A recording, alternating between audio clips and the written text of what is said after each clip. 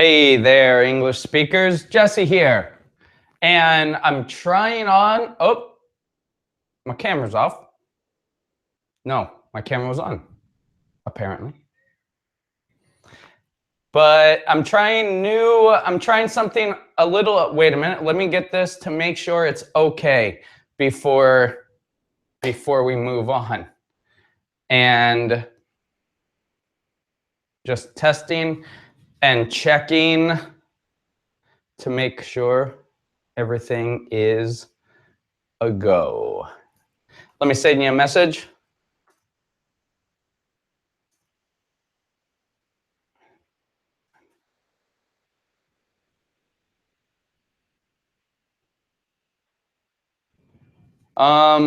Okay.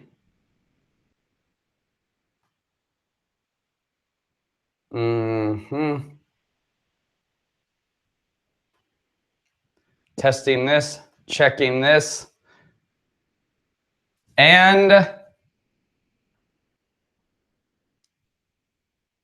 we're live. And as I said, I'm trying something new. I'm trying a new way, trying to improve our Friday classes, our Friday sessions. So I'm trying to stream live on Google Hangouts to see if that gives me a more clear picture, if it gives a more clear stream, a smoother stream. So let me know in the comments. Any way to improve, grow, and get better. How was your week? How was your week and how are you? Did you have a good week? What did you do? Anything special? Anything out of the ordinary? What did you do this week? I had a pretty normal week, but next week will be different, and I have a little bit of an announcement. A little bit of an announcement. Announcement is countable? No, announcement is not countable. Or is not uncountable. Announcement is countable, but you can have a little bit of an announcement. You can't really, but we use that expression. I have a little bit of an announcement, and that expression can go together. But next Friday, if you're in a place that maybe is difficult for you to pay for classes, or you're in a place that you can't speak to a native English teacher or a native English speaker, or you just would like to have a conversation class, or you would like to improve your English, or you would just like to improve your conversation, and maybe you don't have access to, maybe you don't know a native speaker. Maybe you have a question from your English class that you don't really understand. That's where I can help. I'm going to try to take your questions and have a short 15 or 20-minute class. You call in and we have a Skype lesson for free, completely free, live on next Friday's class. If that goes well, we'll do another one, and we'll continue to do it. How does that sound? So next Friday, before next Friday, you can do it, not now, after the class. Go to languagegalaxy.net, and there you'll see a sign-up sheet. And on the sign-up sheet, you can put in your name and reserve a spot for next Friday's class. There's only a very limited amount. I can't accept too many people, so only a few people at first.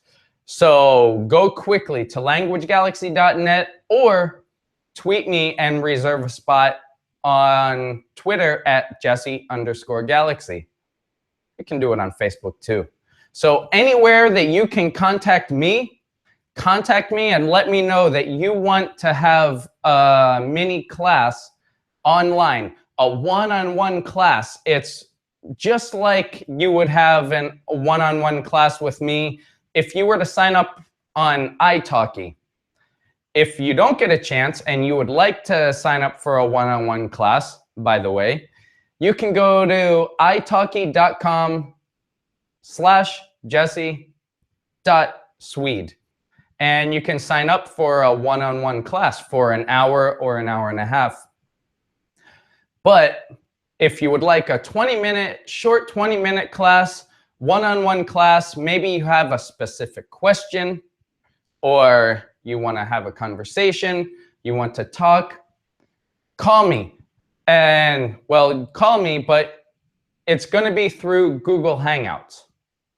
So we'll Google Hangout and have a Google Hangout class. That's jesseteacher4@gmail.com.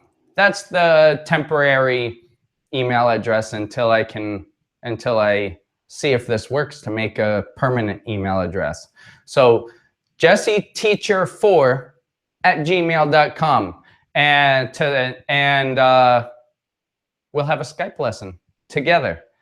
And in that Skype lesson, I will answer your English questions. Any English question that you have that you're stuck on. To be stuck on something means you can't move. You can't move past that for some reason. There's a wall. There's a block. Any English problem that you're stuck on and you can't move. Remember we were talking about the plateaus in your English learning? Are you at a plateau for something? I can help. Well, I hope I can help. I'll try to help.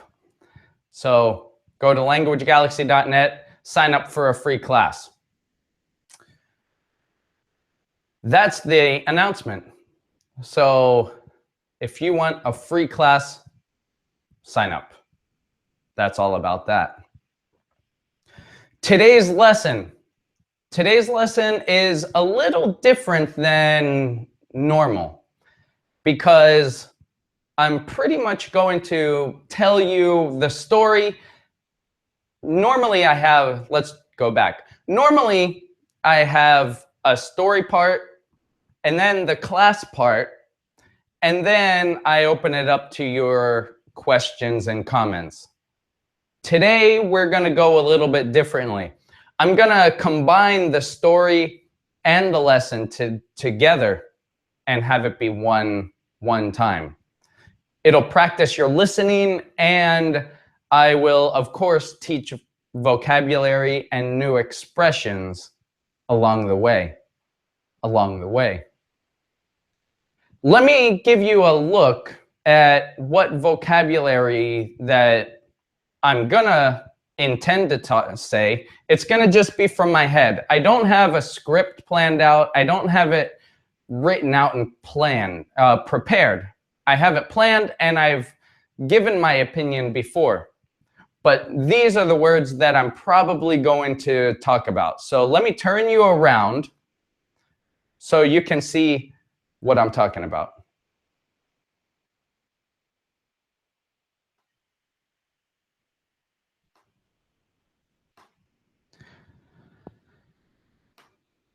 We're going to actually be talking about Donald Trump. So, well, sorry, let me turn you back around and stop sharing the screen because I want to set this up. When you set something up, you prepare something for something else. To set up, it's a phrasal verb. To set up. Let me write that down.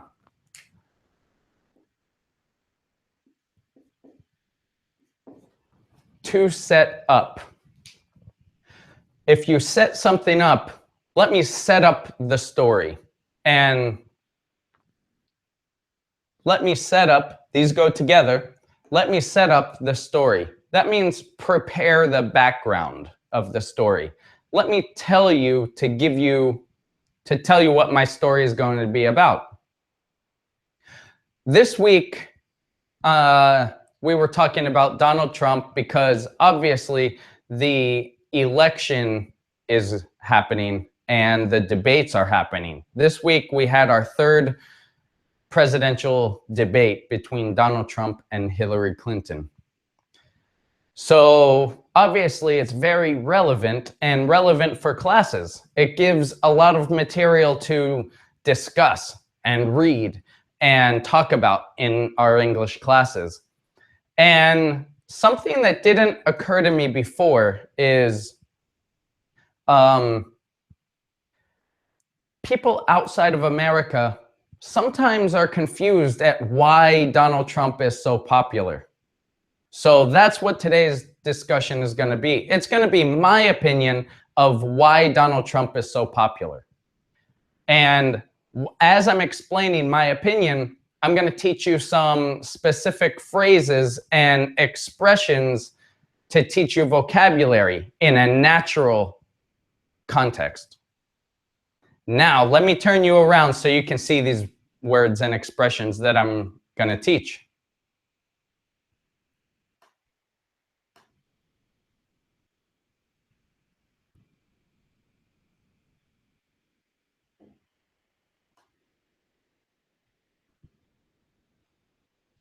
Okay. The vocabulary and expressions I'm going to teach in my story, in my explanation, presidential race. We use the word race for the competition of who's going to be president, the presidential race. General population. This is the term we use when we talk about your average person, the population in an area, in a country, for example. The general population. The general population. Self-promotion. Self-promotion. That's when you are that's when you want to promote. Promote is the verb when you want to advertise for yourself. Self-promotion. Fringe. Fringe has a few meanings. The literal meaning is a piece of your clothing. So the little tassels, the little things that hang down from a shirt or a scarf or pants, some article of clothing, the pieces that hang down, these are fringes. These are fringes. Fringe. So take that, not literally, the figurative meaning is if you're in a fringe group, you're in a group that's on the outside of the general population. Looking back is a phrasal verb. It means, obviously, to remember something. In retrospect is another way to say the same thing. Looking back, in retrospect. Sometimes we put these together. Looking back in retrospect, I would have done things differently, or I wouldn't have. Anti-establishment, that's when you are against the big system that's set in place. Normally, it's the big government system or the big corporate system. If you're against that, you're anti-establishment. And much more, because I really don't know what's gonna come out of my mouth. I don't really know what I'm gonna say, but be sure that if I say anything that I think is worth noting, that's a good expression. If I say anything that I think is worth noting to use in English, I will mention it. But as I said before, I had a lot of questions this time in I think all of my classes. At least one person asked me what I think of Donald Trump and why is Donald Trump so popular? Why is he in the final two of the presidential race? The final two competitors or contestants. Not really the final two, but the final two that are going to win, that are in the running to win. But why is Donald Trump so crazy? Why is Donald Trump so popular? We all know he's crazy. We all know he's controversial. And here's a word that I forgot to put on there. He's very polarizing. Polarizing, the poles of a magnet. Imagine if this is a magnet. We have the positive side and the negative side. These are the poles of the magnet. It can either attract another magnet, or it can repel the other magnet, depending on which pole you're on, or you put together. So if you're very polarizing, you're either attracting people to you or repelling people to you. There's very few people that don't have an opinion. If you're polarizing, it means people either love you or hate you. He's very polarizing. And as I'll mention, I think that's one of his strengths as far as being so popular. But students asked me, why is he so popular? I'm going to give my opinion about why I think Donald Trump is so popular and why he's made it this far in the presidential race. And let me first tell you why it's not one. Let me tell you what's not the reason. Let me try that again. Let me tell you what's not the reason why he's so popular. It's not because Americans are stupid and unintelligent and uninformed. It's not because they're especially uninformed, more than other people. It's not because they're sheep or mindless or anything to do with intelligence. It's nothing to do with really any individual factor. It's not because Americans are different from your country. It's not because Americans are different from the people of your country. It's because Americans are human. And it's because Donald Trump is very good at what he does. And that's self-promotion. That's the first thing. Donald Trump is very good at self-promotion. And that's essentially what the presidential race has become. And it goes back to even before Donald Trump. He didn't start this, but he is very good at it.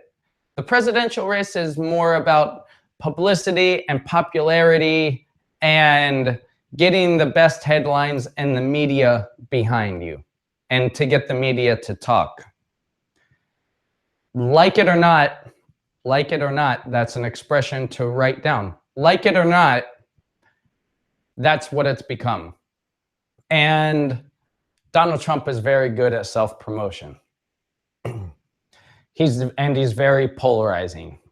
And he surrounds himself with very intelligent people. This is obvious because looking back at his race, at his running, at his journey in this presidential race, we can see a few key things that was part of his strategy.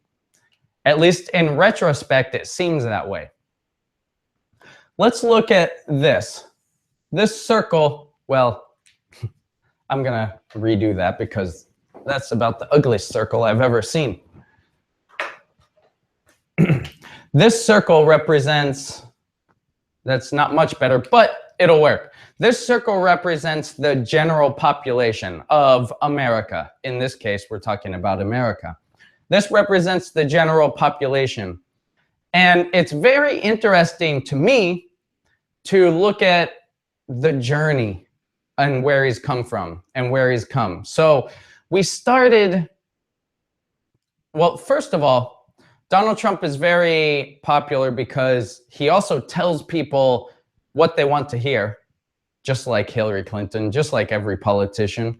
But he says it in a way, and he says things that people want to say, but they can't because it's politically incorrect. I think that's one of his strengths, being politically incorrect. That's what we say. politically incorrect.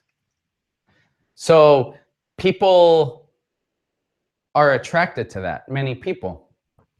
Remember the polarizing. People are attracted to that. But if you look first in his journey, he, about a year ago, I'm pretty sure it was about a year ago. Keep in mind, I'm no professional sociologist or political scientist. This is just kind of my own personal opinion. This isn't a politics class. This is an English class. That's what I'm going to teach you. The language and my opinion. But the first thing, about a year ago, I remember seeing in the news that the KKK came out and supported him and endorsed Trump, and he accepted it. And I thought at the time, seriously? You're open about this? You're proud of this? This is part of your campaign to get the KKK and the racist groups behind you? Apparently, it was part of his plan because he got the racist groups. And this is what he did. He targeted a lot of the fringe groups one by one. We call them fringe groups. So you remember we talked about fringes on your clothes. Well, a fringe group is a group that's kind of on the outside of the general population. The fringe groups. That's what he targeted. The first fringe group he targeted was the KKK. I don't know if it was the first, but he targeted the KKK. And we thought, seriously? You're proud about this? This is what you're openly doing?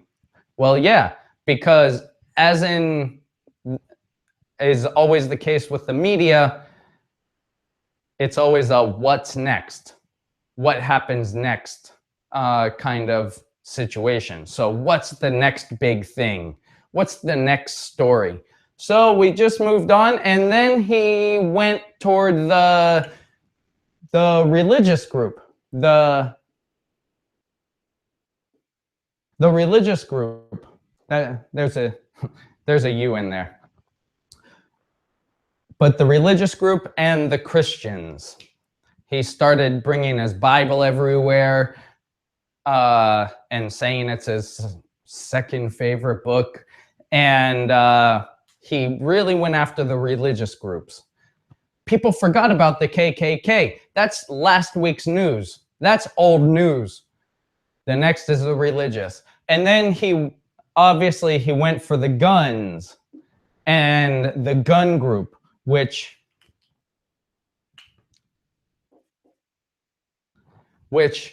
is in the United States is a very powerful group. The NRA, it's a very powerful group politically and kind of socially. So he went after the guns. So the KKK were behind him. And then he went for the religious and then the guns. And of course he has the backing of certain rich people who he has connections with and contacts with. And he just went after fringe group after fringe group after fringe group. That's what we can say. If you have a succession, a line of a list of something that you want to say, and it was the same thing, he went after fringe group after fringe group after fringe group until he gets more and more powerful. And now, if you'll notice, he's kind of in the anti-establishment people. They're supporting him because people who are sick of the system, people who are tired of the same things that lead to the same results. And he's something new, and he represents something new. If you agree with it, if you don't agree with it, that's kind of what he represents, or at least what he tries to represent. That's the group, the fringe group that he's targeting. So if you build up, yeah, the general population, they don't really support him. He's very radical in his ideas, but he has the power of many different fringe groups that piles up and adds on and gets bigger and bigger, and his support grows. And looking back in retrospect, this seems to be how he's gained so much popularity. Popularity is the noun of popular, popular being the adjective.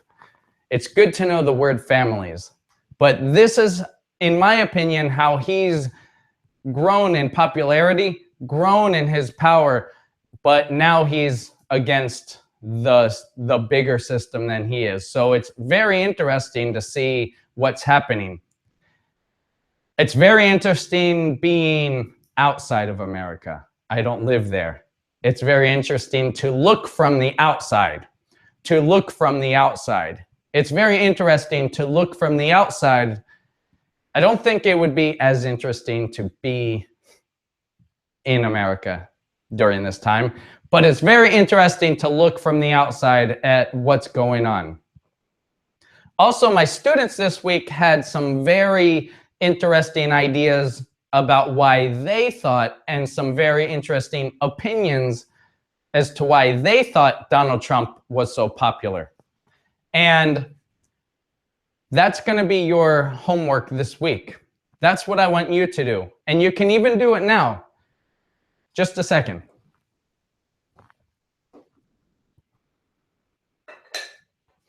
I want you to tell me your opinion of why you think that Donald Trump has grown in popularity and why he is so popular for so many people. I'll give you a few phrases to start out with. Obviously, the basic,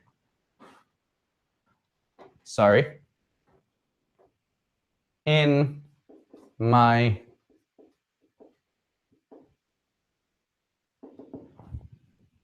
my opinion, it's kind of hard to write from the side like this.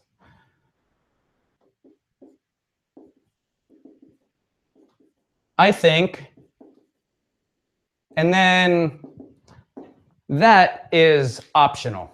I think it's because, or I think that it's because of his beautiful hair, for example. Another word that I forgot to mention is charisma. He has a lot of natural charisma. He's very charismatic. In my opinion, I think that you could also start, to me, that's another way to say, well, all of this, in my opinion. To me, no, we don't say for me. When you're sharing your opinion, it's not for me, it's to me. For me is if you want something or you eat something, you want something for you to have. If it's your opinion, to me, to me. And other things. Whatever you learn in your English class of how to share your opinion. Of course, don't forget the transition statements and the sentence starters. Well, in my opinion, you know, to me, and share your opinion. You can write it down, or, well, obviously, if you want me to look at it, you'll have to write it down. Don't forget to subscribe to my channel and tune in next week for a live class. Let me look to see if there's any comments.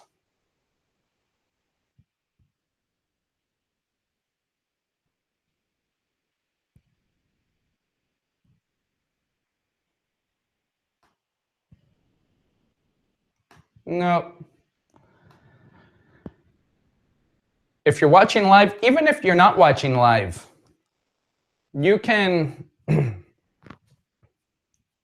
if you're not watching live, you can feel free to comment down below.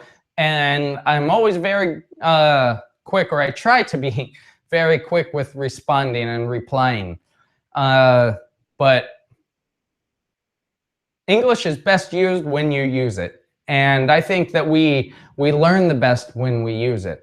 So be sure you use it. If not with me, with another teacher. Sign up if you do want to sign up for an italki class.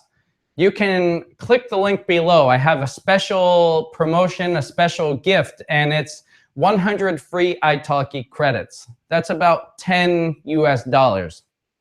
And so they'll put that in your account. If you deposit to sign up for a class, you'll have 100 extra italki credits to use to pay for a class.